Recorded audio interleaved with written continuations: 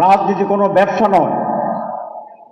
যারা রাজনীতিকে ব্যবসা মনে করেন দলে আসেন এবং ক্ষমতায় গেলে বা বড় দল হলে মানুষের কাছ থেকে ট্যাক্স বসান, কর্মীদের কাছ থেকে টাকা নেন, কমিটি করার জন্য নেন।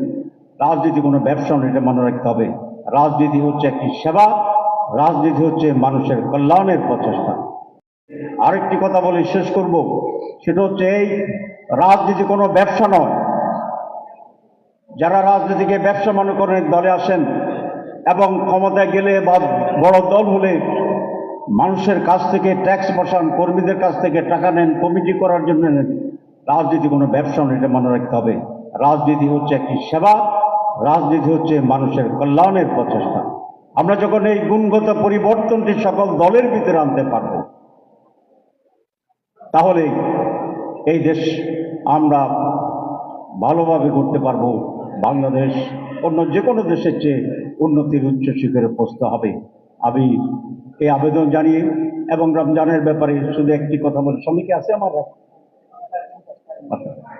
রমজানের ব্যাপারে একটা কথা বলতে চাই।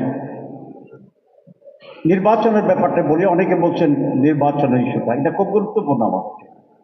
সেক্ষেত্রে আমরা খুব স্পষ্ট বলেছি, আগের মতো করে জেনে তো একটা নির্বাচন বাংলাদেশের জন্য কল্যাণ হবে না।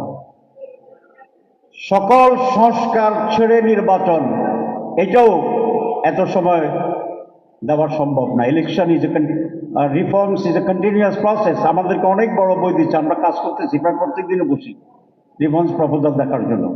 কিন্তু কতিপয় বিষয় আছে যেখানে নির্বাচনের জন্য, ভবিষ্যৎ রাজনীতির জন্য অত্যন্ত জরুরি। আমাদের কথা স্পষ্ট, অত্যন্ত জরুরি রিফর্মসগুলো সেরে যত তাড়াতাড়ি সম্ভব নির্বাচন দেওয়ার জন্যই এটা হচ্ছে আমাদের দাবি। এটা প্রধান উপদেষ্টা করেছেন, বলেছেন তিনি ডিসেম্বরে করবেন। আমরা আশা করি প্লাস মাইনাস করে ওনার বক্তব্যকে সামনে রেখে বাংলাদেশে একটি সুষ্ঠু নির্বাচন এটা করা দরকার।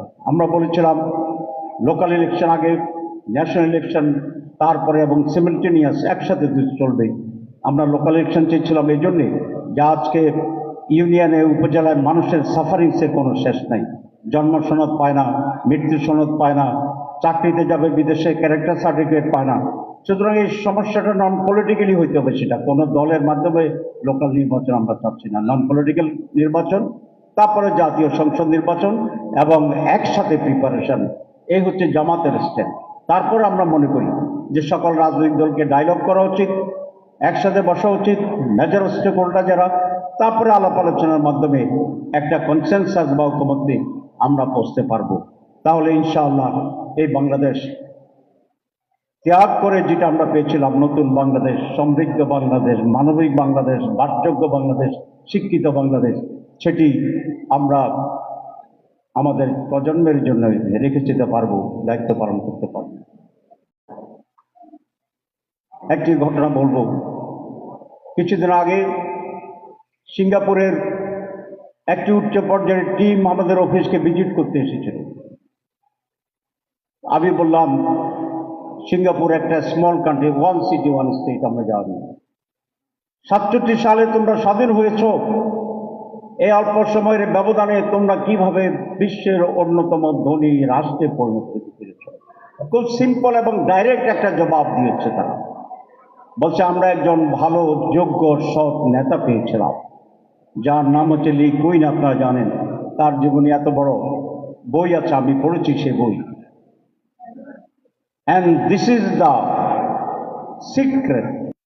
সকল সময়ে 47 থেকে শুরু করে 71 বলেন, সব পরিবর্তনের জনগণের সেক্রে পাচ্ছিল, কিন্তু তারপরে আমরা বিপরীত, অসৎ এবং যোগ্য নেতৃত্ব আমরা পেয়েছি। ইতিহাস তার সাক্ষী। সময় থাকলে আমি কিছু উদাহরণ আপনাদেরকে দিতে পারতাম। আজকে সেই জন্যই সবচেয়ে বড় প্রয়োজন হচ্ছে এই জাতির জন্য সৎ এবং যোগ্য নেতৃত্ব। সম্মানিত সাংবাদিক ভাইয়েরা,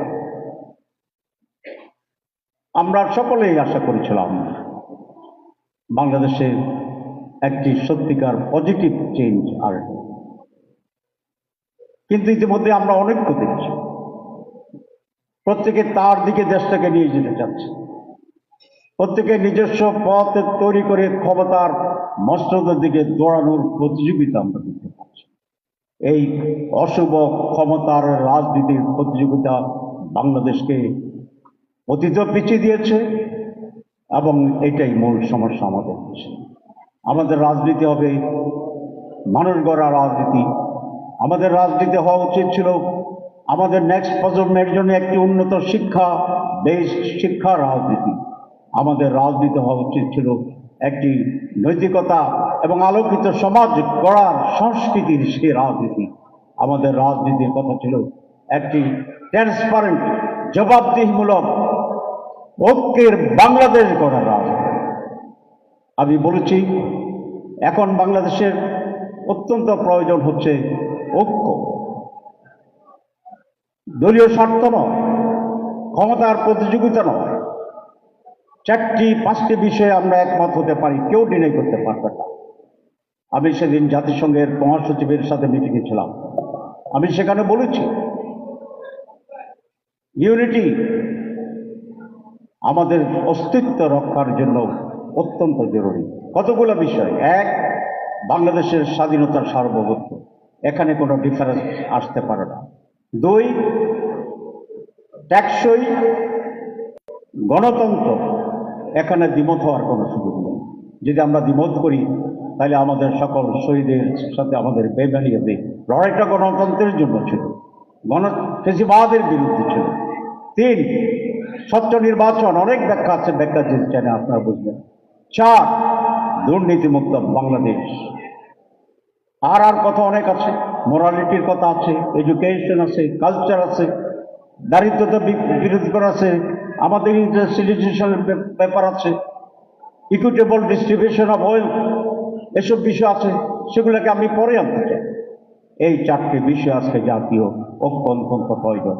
আমি সকল স্টেক হোল্ডারদেরকে, সকল রাজনৈতিক দলকে, including Jamaat Islami, including BNP, including all stakeholders আহ্বান জানাবো, আসুন আমরা দেশকে গড়ার জন্য একটি জাতীয় ঐক্য গড়ে তুলি।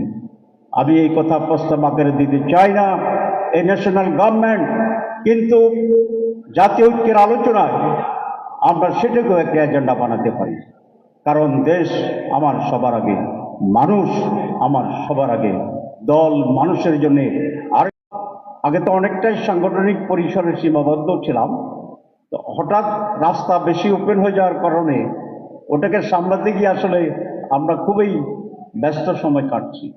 তো যেটা আমাদের জন্য একটা অপরচুনিটি, যে আমরা তো 50 বছরেই ওইভাবেই খোলামেলাভাবে কাজ করতে পারিনি। আলহামদুলিল্লাহ এখন we are free, we can work, we can go everywhere, এবং আমাদেরকে সকলেই ওয়েলকাম করছেন, এন্টারটেন করছেন। আমি জামাত ইসলামীর ডেপুটি চিফ, আমার উপরে বিশেষ দায়িত্ব হচ্ছে ফরেন অ্যাফেয়ার্স। এখানে আমাদের ঘাটতি ছিল, আগে বেশ ঘাটতি ছিল, কিন্তু আলহামদুলিল্লাহ এই 6 মাসে আমি এই জায়গাটাকে অনেক মনোযোগ দিয়ে করেছি। আপনারা দেখেছেন এখন সারা দুনিয়ার communist group, socialist, rightist, America, Europe, China, সব জায়গায় আলহামদুলিল্লাহ আমাদের একটি ভালো কন্ট্যাক্ট তৈরি হয়েছে। তো এই কারণেই আমি অধিকতর সময় পার করেছি, অনেকটা ইনশাল্লাহ ম্যানেজ হয়েছে। এখন থেকেই আপনাদের সামনে ইনশাল্লাহ আসার সুযোগ হবে এবং সেটা করব। আমাকে ঘোষণা দেওয়া হয়েছে প্রধান অতিথির বক্তব্য দেওয়ার জন্য। আমি প্রধান অতিথির বক্তব্য দেব না, কিন্তু বক্তব্য দেব। প্রধান অতিথির বক্তব্য দেব না এই জন্যে, কুমিল্লাতে আমি অতিথি না, দিস ইজ মাই হোমল্যান্ড, এটাই আমার জায়গা। তো নিজের বাড়িতে কি মানুষ অতিথির বক্তৃতা দেয় কিনা? তো সেই জন্য in my own house, in my own area, in my own city, in my own locality, with my own brothers and sisters. I am one of you. আপনাদের মতে আমি একজন, সেই জন্য এখানে অতিথির বক্তৃতার কোনো প্রশ্নটি আসে না। আমি দু একটি কথা বলতে চাই আপনাদের ভাই হিসাবে। বাংলাদেশ অত্যন্ত একটা পটেনশিয়াল রাষ্ট্র, এবং বাংলাদেশের জনগণের ভিতরে অসাধারণ শক্তি এবং ক্ষমতা আছে। এর প্রমাণ হচ্ছে আমরা ভাষা আন্দোলন করে সফল হতে পেরেছি, দাবি আদায় করতে পেরেছি। আমরা 47 সালে আমরা স্বাধীন হয়েছি। আমরা 91 সালে স্বৈরাচারকে পতন করে ডেমোক্রেসিকে আবার রিভাইভ করতে পেরেছিলাম।